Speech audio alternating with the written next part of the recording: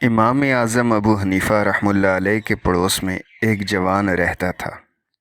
اس نے امام اعظم سے ایک روز عرض کی، حضور میں شادی کرنا چاہتا ہوں اور وہ لوگ میری طاقت سے زیادہ حق مہر طلب کرتے ہیں، فرمائیے میں کیا کروں؟ آپ نے استخارہ کیا اور اسے وہاں شادی کرنے کی اجازت دے دی۔ چنانچہ اس شخص نے شادی کر لی۔ اس کے بعد لڑکی والوں نے کل حق مہر ادا کیے بغیر لڑکی رخصت کرنے سے انکار کر دیا۔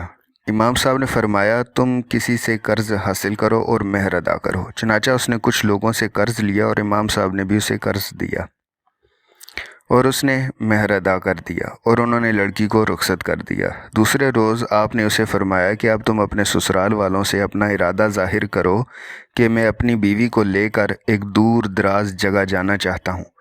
چنانچہ اس نے ایسا ہی کیا۔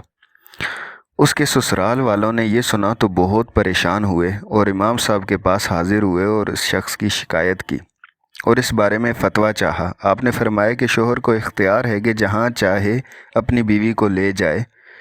ان لوگوں نے کہا، مگر ہم سے یہ نہیں ہو سکتا کہ لڑکی ہم سے جدا ہو جائے۔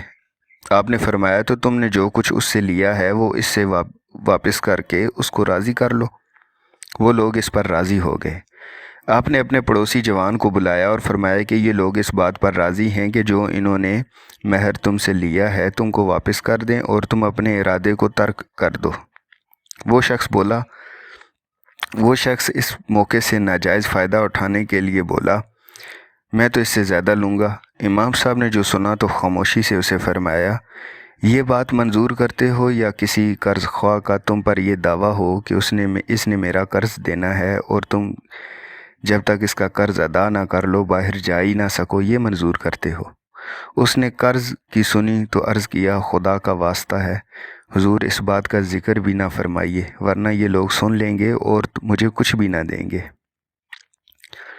سبق: امام اعظم ابو حنیفہ رحمۃ اللہ علیہ بہت بڑے مدبر اور حکیم تھے اور آپ کے ناخن تدبیر سے کئی مسئلے حل ہوئے۔